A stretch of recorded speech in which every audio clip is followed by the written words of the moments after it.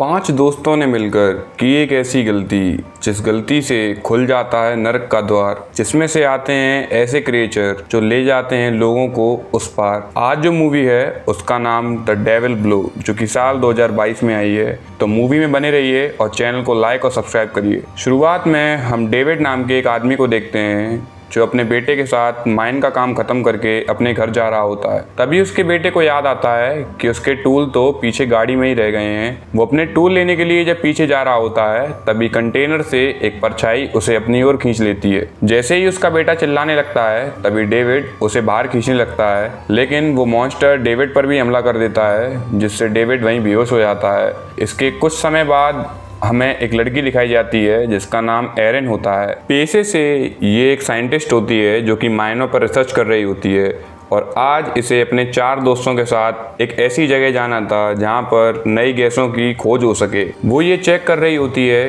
कि अमेरिका में कुछ सालों पहले एक टाउन था जो कि रातों रात गायब हो गया था। वो उसके अखबारों में खबरें पढ़ती थी, लेकिन अब वो टाउन इस जगह है ही नहीं है। उसने बहुत सारे पुराने नोट्स निकाले और उसमें उस जगह को खोजने की कोशिश करी, लेकिन वो जगह उसे कहीं भी नहीं मिली। तभी वो फैसला करती है और अपने 4 दोस्तों को गाड़ी में बिठाकर उस जगह जाने लगती है। जब फाइनली वो उस जगह पहुंच जाती है तभी वो एक शॉप पर आकर रुकती है। अब वो जब अंदर जाती है तभी उस आदमी से पूछती है कि यहाँ पर कुछ सालों पहले एक माइन हुआ करती थी, लेकिन तभी वो आदमी थोड़े अजीब अंदाज में उससे इन सब के बारे में मना कर देता है और उससे गुस्से में कहता है कि तुम जहाँ से आई हो वहीं चली जाओ, नहीं तो तुम्हारे लिए अच्छा नहीं होगा। एरन को कुछ समझ नहीं आता और वो गाड़ी में बैठकर घर जाने लगती है, और तभी शॉपकीपर एक फोन निकालता है और किसी से कहता है कि मुझे यहाँ हेल्प चाहिए। इसके बाद एरन जब अपनी गाड़ी से माइन की ओर बढ़ रही होती है तभी उसका पीछा एक गाड़ी करने लगती है। एरन दिमाग की बहुत तेज होती है, वो देखकर तुरंत समझ जाती है और वो अपनी गाड़ी माइन की ओर ना ले जाकर शहर की ओर ले जाने लगती है। ये देखकर जो गाड़ी उसका पीछा कर रही थी वो अपना रास्ता बदल देती है।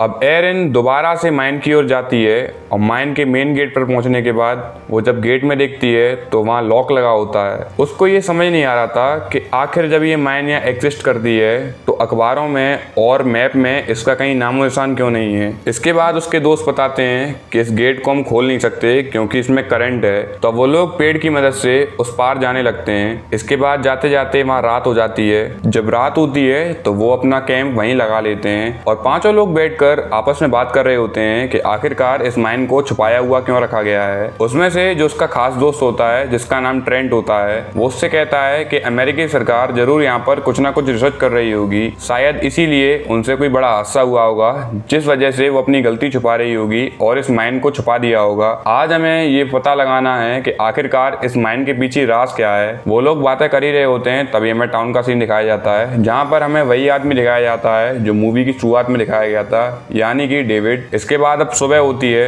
और सुबह वो लोग आगे बढ़ना शुरू करते हैं। वो लोग आगे बढ़ते जाते हैं। इसके बाद उन्हें वही गाड़ी दिखाई देती है जो उनका पीछा कर रही थी, क्योंकि इस गाड़ी वाले बंदे ने उनकी जो गेट के बाहर गाड़ी खड़ी थी उसको देख लिया था। इस वजह से वो इन लोगों को यहाँ ढूंढने आया था और अब इनको इनकी जान का भी खतरा है। इसके बाद वो लोग इससे छुपकर जब और आगे बढ़ने लगते हैं तो वो एक टाउन में पहुंच जाते हैं, यानी कि ये जो एरिया था वहाँ पहले इंसान रहते थे, लेकिन अब इंसान यहाँ से रातों रात गायब हो गए। अब वो आगे बढ़ते हैं और बहुत सारे टूटे फूटे घर देखते हैं, लेकिन तभी उसे एक ऐसा घर दिखता है जो कि देखने में लग रहा था कि मानो यहाँ कोई इंसान रह रहा हो। वह जब अंदर जाती है तो वहाँ बहुत सारे अजीब अजीब सैंपल रखे होते हैं। तभी वो जब उसके गेट खोलकर देखती है तो बाहर उसे माइन दिखती है जिसका काम हालांकि ये बंद हो चुका है। अब वो ये देखकर बहुत ज्यादा खुश हो जाते हैं और उस माइन के पास पहुंच जाते हैं। वो लोग माइन के पास पहुंचकर ये देखते हैं कि उसके चारों तरफ बिजली के तार लगे हुए हैं और उसे एकदम सीज कर दिया गया है, लेकिन उसमें से एक साइंटिस्ट उसको डिसेबल कर देता है और उसको खोलने के बाद उसके अंदर अपना माइक्रोफोन और कैमरा डाल देता है। हालांकि जब माइक्रोफोन और कैमरा नीचे जा रहे थे तो उन्हें ऐसी कोई हलचल नहीं दिखी, लेकिन जब वो अपने हेडफोन लगाकर उस चीज को सुन रहा था तभी उसे इतनी ज्यादा फ्रीक्वेंसी मिली कि उसने हेडफोन ही बाहर निकाल दिए। ये देखकर उन लोगों को लगता है कि नीचे कुछ ना कुछ जरूर छुपा हुआ है। तभी उसमें से एक आदमी का पैर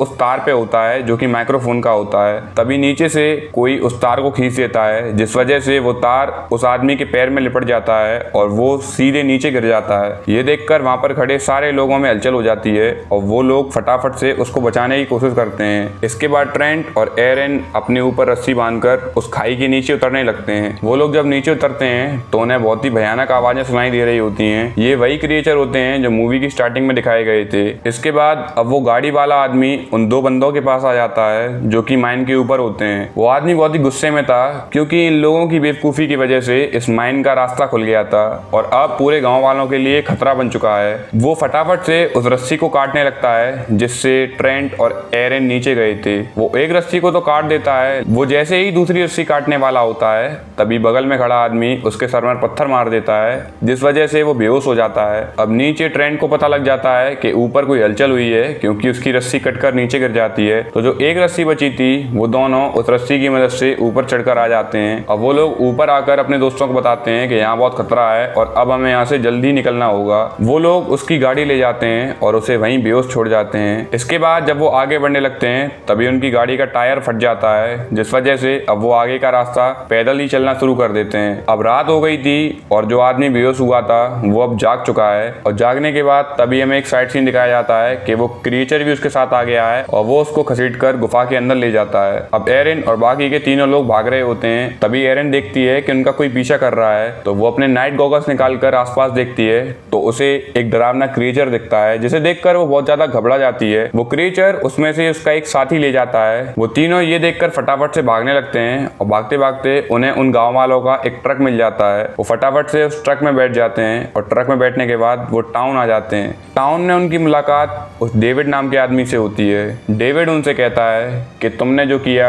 वो माफ़ी के लायक तो नहीं है, लेकिन अब हमें उसे दोबारा बंद करना होगा क्योंकि हमने जब माइन करना शुरू किया था तो हमें ये पता नहीं था कि हम धरती के उस छोर तक पहुंच जाएंगे जहां पर ऐसे जीव भी रहते होंगे जिन्हें हमने आज तक सुना भी नहीं है। और अब अगर ये जीव पूरी तरीके से पृथ्वी पर आ गए तो हम इंसानों का जीना हराम कर देंगे और अब इन्हीं का राज हो जाएगा। तो सभी लोग मिलकर ये फैसला करते हैं कि वो लोग वापस उस जगह जाएंगे और उसका ढक्कन लगा कर आएंगे। अब डेविड, बाकी के 3 लोग और गाँव वालों में से 2 लोग और संग आ जाते हैं। अब सभी लोग मिलकर उस जगह जाने लगते हैं। उनमें से एक बूढ़ा आदमी भी होता है। वो उन लोगों से कहता है कि तुम लोग आगे बढ़ो और मैं इन क्रिएचरों का ध्यान भटकाऊंगा। इसके बाद वो अपना सेक्रीफाइस दे देता है जिस वजह से वो लोग और आगे जा सकें। अब वो लोग टाउन के नीचे ही बनी हुई एक गुफा के अंदर घुस जाते हैं, जो गुफा सीधे उस माइन की ओर उतारती है। ये लोग उसके पीछे जा ही रहे होते हैं, लेकिन तभी इन्हें पता पड़ता है कि उस गुफा में भी वो क्रिएचर आ चुके हैं। तो जो गाँव की लड़की इनके साथ आई थी वो अब ये कहती है कि तुम लोग आगे बढ़ो, इन लोगों का ध्यान मैं भटकाऊंगी जिससे तुम जल्दी से जल्दी उस जगह पहुंच सको और उसका गेट बंद कर सको। वो लड़की भी अपना सेक्रीफाइस दे देती है। जब वो लड़की मर जाती है तो ये देखकर ट्रेंट बहुत ही ज्यादा निराश हो जाता है और वो एरन से कहता है कि मुझे माफ कर देना क्योंकि मैं लालच में तुम सभी को यहाँ लेकर आया था और आज मेरी वजह से इतना सब कुछ हो गया है। लेकिन एरन उससे कहती है कि ऐसा कुछ भी नहीं हुआ, मैं तुम्हें यहाँ से बाहर निकाल लूंगी। अब वो इस गुफा से बाहर निकलने के लिए ऊपर का रास्ता देखने लग जाती है। वो जैसे ही ऊपर जाती है तभी उसे एक खतरनाक क्रिएचर मिल जाता है जो उसे पैरालाइज करके अपने साथ ले जाता है। अब एरन की आंखें खुलती हैं तो वो अपने आप को एक नाव में देखती है जिसका चप्पू वो मॉन्स्टर चला रहा होता है। ये सभी मॉन्स्टर अलग अलग इंसानों को अलग अलग जगह से पकड़ कर लाते हैं और इन सभी को अपनी जो महारानी है उसको खिला देते हैं, जिस वजह से वो बहुत सारे बच्चे पैदा कर सके। अब वो देखती है कि उसके बगल में उसका वो पहला दोस्त भी लेटा है जो सबसे पहले उस माइन के नीचे गिरा था। अब वो जो रानी होती है वो सबसे पहले उसके उस दोस्त को खाने लगती है। ये देखकर एरन बहुत घबरा जाती है और घबराने के बाद वो अपने आसपास देखने लगती है। तभी उसे बगल में एक ग्रेनेड दिखता है जो कि उसके उसी दोस्त का होता है। वो उस ग्रेनेड को उठाती है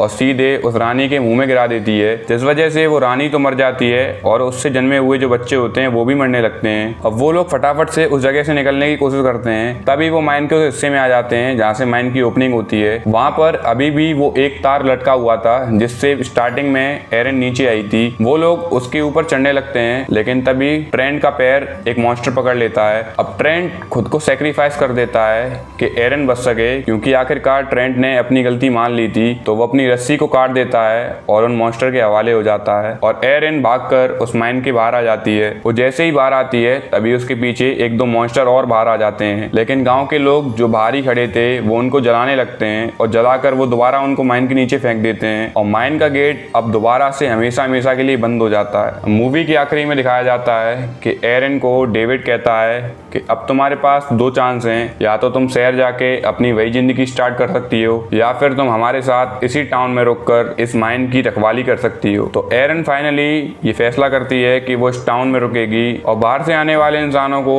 इस माइन की ओर आने से रोकेगी। और इसी के साथ ही प्यारी सी मूवी एंड हो जाती है। अगर मूवी पसंद आई हो तो एक लाइक सब्सक्राइब जरूर करना। Thank you guys.